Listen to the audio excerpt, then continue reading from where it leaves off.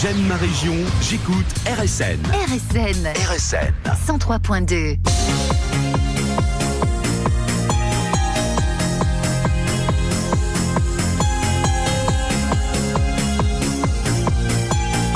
14h44 sur les ondes de Radio Saint-Nabour. Sans plus tarder, on retrouve Christine, nos invités du jour. Merci Bernie. Alors Alex, pas Alex, pardon. Oui, Alex, oui. Non, oui, Alex c'est après.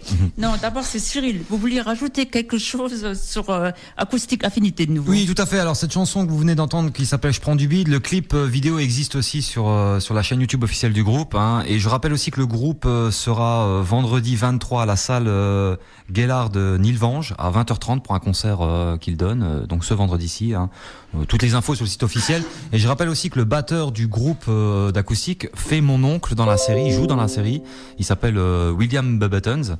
Et honnêtement, c'est une révélation pour moi. Franchement, il est impressionnant comme comédien. Vraiment, vraiment. Donc c'était bon de le rappeler. Donc merci Acoustique parce que ce sont de grands amis et je leur passe un petit coucou. Alors pendant la pause, c'était Alex, voilà, on y vient maintenant, qui nous disait qu'il avait des anecdotes et puis des scènes marquantes à nous raconter. Alors c'est à vous. Ouais, on a 2-3 scènes qui étaient pas trop mal, quoi. Moi j'ai pas énormément tourné encore parce que avant j'habitais dans la région de la Meuse et j'ai pas pu être là à beaucoup de tournages. Mais là, comme JP l'a dit, la première fois qu'on a tourné, déjà c'était... Franchement, on a dû mettre presque une après-midi à tourner une petite scène parce qu'on s'est tapé des fous rires énormes, juste en se regardant. Est-ce qu'il y a eu une scène ou plusieurs scènes marquantes? Il y en a une qui est assez marquante, c'est quand on a tourné à Chamblay, à l'aérodrome. Déjà, on va dire l'endroit était vachement... C'était un très bel endroit avec un avion de l'armée à l'intérieur. C'était grandiose. C'était, on va dire, spectaculaire limite. Et puis j'ai tourné à la principale de la scène là-haut et ils m'en ont fait baver. J'ai pris des coups d'éponge, de l'eau gelée dans la tronche. Après j'étais gelé, j'avais froid. Mais on s'était bien marré. C'est une belle scène et je pense que dans l'épisode ça va être un moment qu'on remarquera bien parce que c'est un moment qui est aussi dans le bêtisier alors. Ouais, je pense que Cyril s'est occupé de ça, il doit y avoir des petits moments pour le bêtisier. Et comme vous me racontez là, j'ai l'impression que le bêtisier va être plus long que les épisodes en eux-mêmes, non? Non. En fait, on ne peut pas forcément faire un bêtisier qui dure 30 minutes parce que il faut que le public soit quand même capté par ça. Après, ce qu'il faut voir aussi, c'est vous, ça vous fait rire parce que c'est vous, parce que vous êtes oui, ensemble. Tout à fait, mais après, voilà. est-ce que les gens qui regardent ça, ils sont pas dans l'ambiance? Mais moi, je sais que je découvre plein de web-séries sur le net et quand je regarde les making-of ou les bêtisiers, c'est vrai que c'est toujours intéressant de voir l'envers du décor d'une série qu'on commence à apprécier, quoi. C'est toujours important, quoi. Donc, je fais en sorte que le bêtisier dure entre 5 et 10 minutes, pas plus. Sinon, après, c'est trop long. Et pour vous, est-ce qu'il y a eu des scènes qui vous ont marqué plus que d'autres, par leur originalité ou par les fous rires? C'est vrai que comme je gère un peu tout, faut dire que tout ce qu'on a tourné jusqu'à maintenant a été emblématique pour moi. Même si Chamblay, effectivement, ce qu'Alex disait, j'avais peur pour lui parce que il commençait à faire froid. On était en début novembre. Il y avait quand même des courants d'air, etc. Le pauvre, il était à moitié torse nu. Moi, je lui jette il y a un des comédiens qui lui jette de la flotte sur le torse. Sans compter qu'il pétait de rire à chaque fois qu'on lui jetait l'éponge sur lui. Donc il y a pas encore le bêtisier qui est en ligne, mais quand vous allez voir ces images-là, parce que là je vous donne du spoil, les épisodes sont pas encore finis, donc vous savez que voilà, dans un hangar il va se faire torturer, mais j'en dis pas plus, quoi. Alors je pense qu'on va donner la parole aussi un peu à Daniel pour qu'il nous raconte un peu lui ce qu'il a marqué et des anecdotes peut-être. Donc, qu'est-ce qui a bien pu me marquer? En fait, il y a tout qui m'a marqué dans cette série, puisque à chaque fois, il y a eu des fous rires. Alors, je me souviens, par exemple, qu'il y a eu une scène où moi, j'ai pas participé personnellement, mais j'ai vu, j'ai pas envie de mettre toujours le même personnage dedans, mais c'est Jean-Philippe, il avait couru, on lui avait pas donné l'autorisation de courir. Lui, à mon avis, je pense qu'il a dû entendre, ça peut arriver. Ça m'arrive à moi, je pense à beaucoup de personnes. Sûrement il a dû entendre tourner, ça tourne, et il a couru et on le cherchait, il était déjà parti, voilà. Et que des petites scènes comme ça qui m'ont marqué, mais sinon c'était en général c'est pas vrai. on se trompe des fois, on démarre avant qu'ils nous le disent. Ou sinon, on bafouille. C'est surtout des choses comme ça, où on inverse des mots, on confond des mots. Alors des fois, on oublie le texte. Alors, ce qui est marrant, ça m'est déjà arrivé à moi, je le cache pas, c'est que autant j'arrive à parler, et autant je peux avoir un blocage. Et je me souviens d'une scène perso, mais ça c'était au tout début avec Cyril. Alors, ça m'a marqué encore aujourd'hui. Et à chaque fois maintenant, quand je vais faire des tournages, j'ai toujours peur de ça. C'est devenu vraiment une phobie, exactement. J'ai oublié carrément la phrase. Il était là, il a levé la feuille et il m'a dit vas-y lis. Alors c'est des petits détails comme ça qui fait que voilà. Alors il est obligé de recouper et de recommencer, puisque des fois ça arrive qu'on a peur d'un coup et on se bloque. Ouais. Bah moi vu que je suis le seul médecin du groupe, généralement mes scènes se trouvent ou dans les hôpitaux ou on a trouvé aussi une scène dans un bureau. Et la première fois que j'ai tourné avec Cyril, j'étais avec ma collègue Séverine Nielsen-Berger, qui est aussi ma collègue de boulot. Et la première fois que moi j'ai tourné, j'étais tellement stressé que un mot sur deux ça sortait. Donc, mais Cyril m'est bien à l'aise devant la caméra en disant des stress. Et ça a été un peu dur les débuts, mais maintenant j'ai commencé à prendre l'habitude aux caméras, donc ça allait. La scène que j'avais fait à Hospitalor, ça s'est bien un peu mieux passé. On avait comment dire ça, toute une allée juste pour nous avec la chambre et tout. Au moment où le psychopathe sort de sa chambre pour s'en aller. Je vais en parler de ça.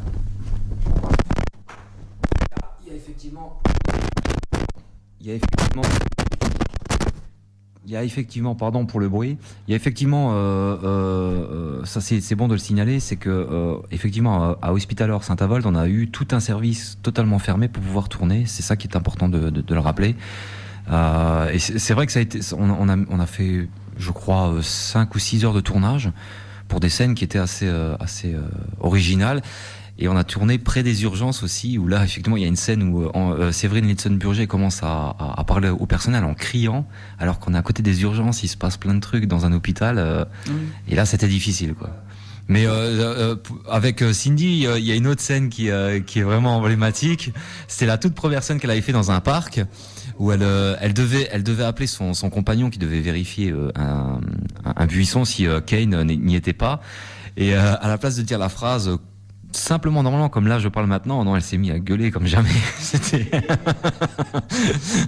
C'était pas du tout le ton, le timbre, rien à voir, quoi. Mais c'était des anecdotes, il y en a plein. Mais ça doit pas être simple de diriger tout ce petit monde. Surtout quand il commence à un peu trop se laisser aller. C'est-à-dire qu'il y en a qui vont commencer à rigoler, à raconter des vulgairement dit des conneries.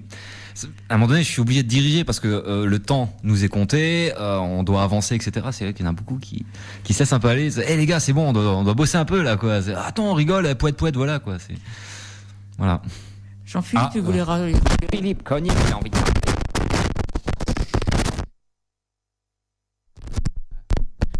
Ouais, moi je tenais juste à dire aussi, donc dans les anecdotes et tout ça, c'était concernant l'épisode donc psychiatrique, là où j'interprète donc Kane, le psychopathe. Alors on a eu des tournages très longs et on tournait donc principalement de nuit. Ce qui fait que des fois on était là jusqu'à 2-3 heures du matin, en plein centre-ville parfois d'ailleurs, en train de tourner, donc à Folcomont notamment. Oui. Et en plus de ça, donc après avec encore le démaquillage, parce que j'étais quand même assez maquillé, grimé, ouais, on va dire.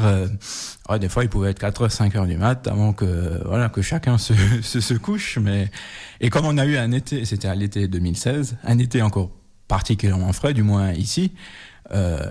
Et vu la tenue que j'avais, j'étais en débardeur, quoi. Donc des fois, c'était pas évident, quoi. Hein. Donc, mais c'est un bon souvenir. J'ai vraiment bien apprécié. Et en dehors de ces tournages, vous avez tous un métier encore. Oui. Alors moi, je suis actuellement en train de me former pour devenir photographe. Mm-hmm. C'est avec donc le tournage et tout ça, le cinéma, c'est aussi une de mes plus grandes passions. Et je suis en train de me former dans le but de passer pro un jour prochain. Mais comme vous disiez, vous tourniez la nuit et puis vous rentriez très vite, enfin on va dire tôt le matin. Donc pour les personnes qui ont un travail encore dans la journée, ça doit être un peu compliqué. Ah oui, ça certainement, j'imagine, oui. Et après, la question que je me posais aussi, c'est que vous disiez la plupart que vous étiez timide. Alors, est-ce que c'est un bon moyen, justement, de soigner sa timidité? Alors, je pense que vous avez posé la question à une bonne personne, donc avec Étienne notamment ici. Oui. Parce qu'en fait, moi, dans la vie, je suis timide et pas timide, on va dire. Maintenant... ça dépend des situations. Ça dépend des situations. Maintenant, je vais tourner là et tout, il n'y a aucun problème, je vais être complètement à l'aise. Et par exemple, maintenant, vous allez me prendre plus ou moins avec la jante féminine, en général.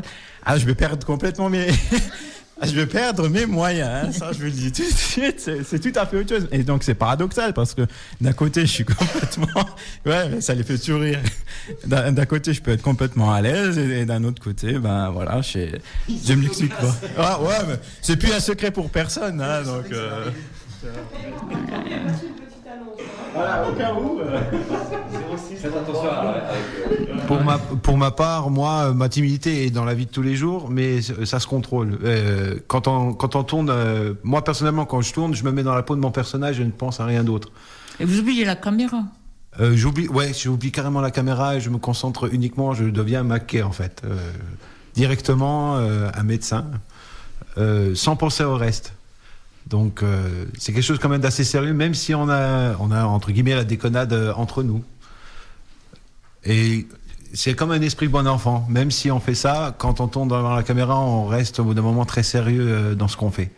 Bon, voilà, on va faire notre dernière pause et puis on se retrouve après déjà pour le mot de la fin. Et oui, c'est déjà arrivé au terme de cette émission. Hein. Ça passe tellement vite, hein, 1 heure. On pourrait encore en rallonger, hein, au moins de 2 heures encore. Mais bon, on ne peut pas, c'est comme ça. Donc sans plus tarder, on va retrouver Christine pour le mot de la fin avec nos invités du jour, bien entendu. Et moi, je vous propose de nous retrouver samedi de 16h à 20h avec l'émission polonaise. Et bien entendu, tout de suite après moi, ce sera Christine et son émission Country. Encore une fois, très bonne fin d'après-midi à vous toutes et toutes qui êtes à l'écoute. Alors, je vais donner la parole à Cyril pour le mot de la fin. Bah écoutez, déjà merci de m'avoir reçu avec toute mon équipe de la série ici à la radio, hein. C'était sympathique, c'est vrai, comme Bernie disait, c'est vrai qu'1 heure ça passe très vite, on n'a vraiment pas le temps de vraiment tout raconter, parce que de la série on n'a pas vraiment pu parler effectivement des Super Soldiers, etc. Mais j'invite vraiment le public à aller sur la chaîne YouTube pour regarder, découvrir par eux-mêmes.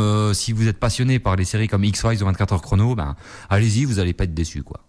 Alors moi, je voudrais vous remercier déjà à vous tous, puisque vous êtes venus nombreux aujourd'hui pour nous parler de cette web-série. Nous avons fait passer vraiment un beau moment de convivialité et de détente. Et je souhaite beaucoup de succès pour tous vos projets futurs. Merci. Et j'espère qu'à bientôt, que vous reviendrez pour une nouvelle interview au courant de l'année ou peut-être l'année prochaine. Puisque vous étiez déjà venu il y a quelques années, vous êtes revenu, donc il n'y a pas de souci pour que vous reveniez de nouveau une prochaine fois. Et je vous souhaite à tous alors un bon retour et puis à bientôt. Merci et bonne journée.